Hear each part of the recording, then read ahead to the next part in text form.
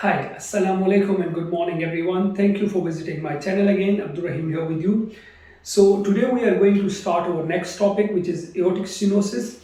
Aortic stenosis is the third most common cardiovascular disease. First two are, I think, coronary artery disease and hypertensive heart disease. So it is very common heart disease, and you are going to see in echocardiography a lot of aortic stenosis patient. In aortic stenosis, if we talk about the echocardiography, sometimes it's a very easy case, and at the same time, it is very tough case as well. Why I say this? Because in some aortic stenosis cases, it will be a very straightforward study for you. Every criteria is matching, and you just go on as a very quick study and done. But in most of the cases, I would say in these days, the things will not be matching with each other. The criteria will not be coming together to say either it's mild, moderate, severe aortic stenosis or what's going on with the patient, because there are a lot of factors involved in it. Okay, so in those cases it is a very tough case to deal with. Okay, and you need to be very experienced. You need to bring all your experience, your studies in together to define where we are standing in that particular patient. Okay, so we will discuss all these things later on in this topic. In today's vlog, I'm going to mostly describe about what is aortic stenosis, what is the etiology of the aortic stenosis, and what is the main pathophysiology of the aortic stenosis.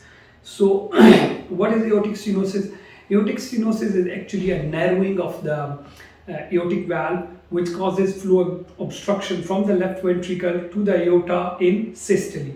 So mainly you can say that when the left ventricle contracts in systole, there is an obstruction of the valve which is causing obstruction to the flow to the aorta. So that is known as aortic stenosis. Okay. The most common example which everyone gives is like, once you are giving water to your plants, you just leave the pipe there and you will see the flow is going slowly to everywhere. But when you close half of the mouth of the pipe, you will see the water will be rushing. Okay, that is what, because you narrowed the area. So that's the same thing happens in aortic stenosis.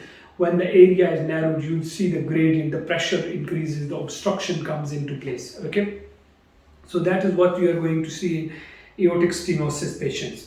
So let's come into the first thing is you need to know the anatomy of the aortic valve. I think I explained the anatomy many times, even in aortic regurgitation cases lectures as well. So aortic valve is mainly consistent of three leaflets. Okay. So when we discuss about the etiology of the aortic valve, it can be defined by age wise as well. Okay, I'm trying to make it as simple as I can.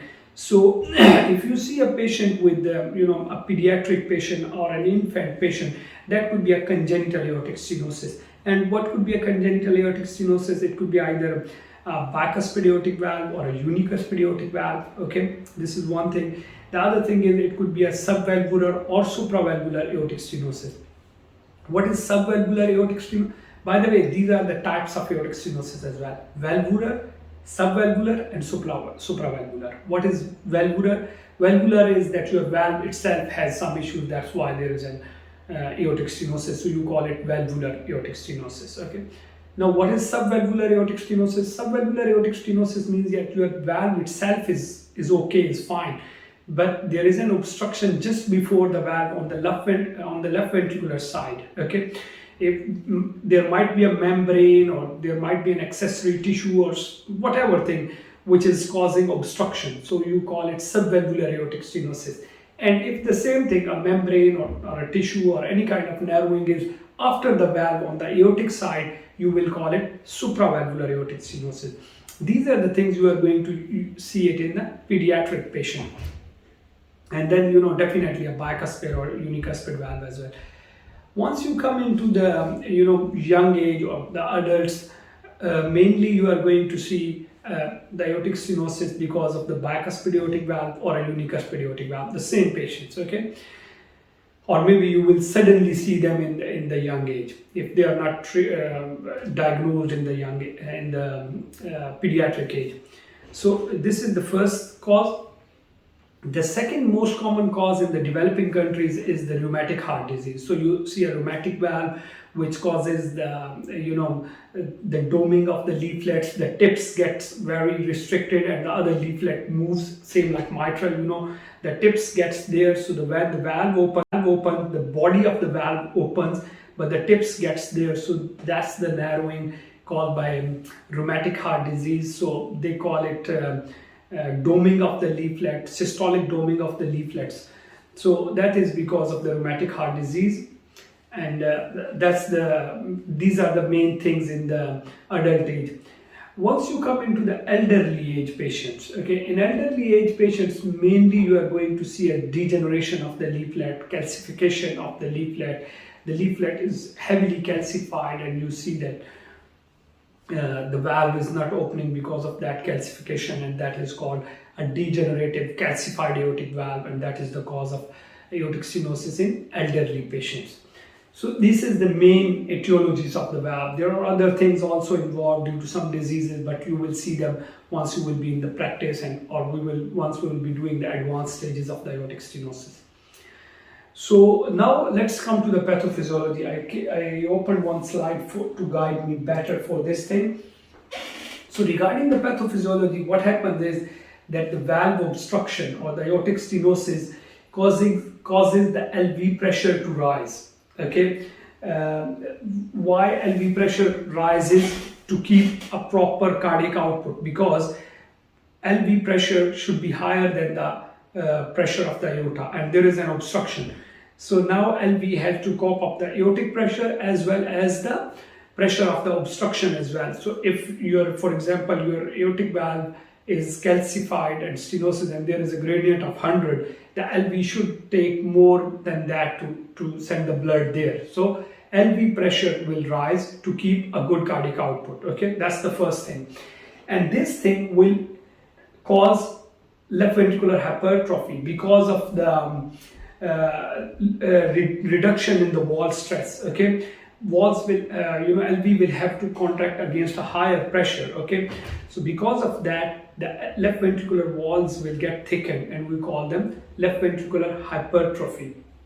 Then the left ventricular hypertrophy will lead into poor compliance of the left ventricle. Okay, during diastole, the LV will not be very much properly relaxing. Okay, and then the impaired relaxation will happen, and then which will lead into the increase of LA filling pressures. Okay, this is the thing.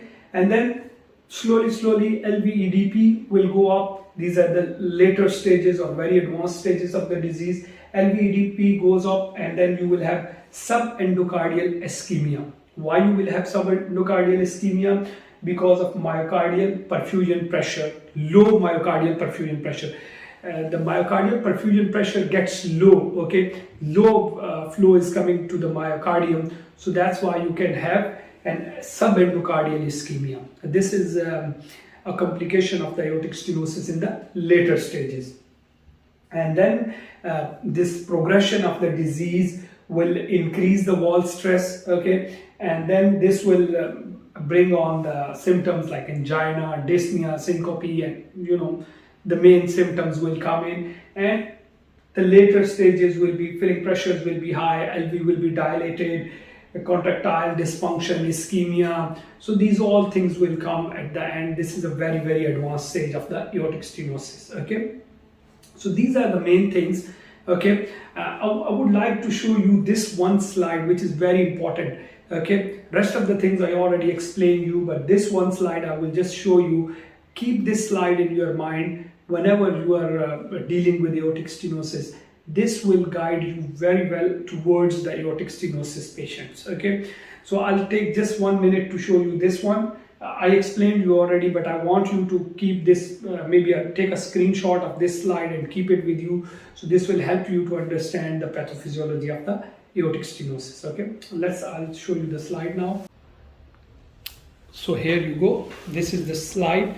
This is a very important slide. I like it a lot. I was reading it, so I just keep this for you. So these are the main things. Okay, you will see the other things. So you see valve obstruction will cause the interventricular pressure rise to maintain a cardiac output. Okay, then it will lead to ventricular wall hypertrophy, okay, to reduce wall stress. Okay, the next thing will be LVH, which is left ventricular hypertrophy, will lead to lower compliance, impaired passive filling, and a preload dependence atrial contraction. Okay, so the next thing will be LVEDP will raise. LVEDP is left ventricular end diastolic pressure will rise, and this will lead to subendocardial ischemia, or because of less myocardial perfusion pressure.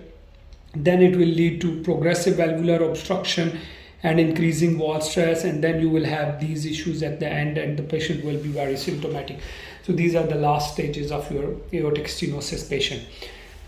In the next in the next vlog, I'm going to explain you how we should be doing an aortic stenosis patients, okay, and what are the important criteria we need to look for, and what are the classification at the moment going on for aortic stenosis patients to in echocardiography to say that either this is mild, moderate, severe, or if the criteria are not matching, then what we should be doing. Okay, so keep watching. Thank you very much, and if you have any questions, please feel free to ask. Bye bye.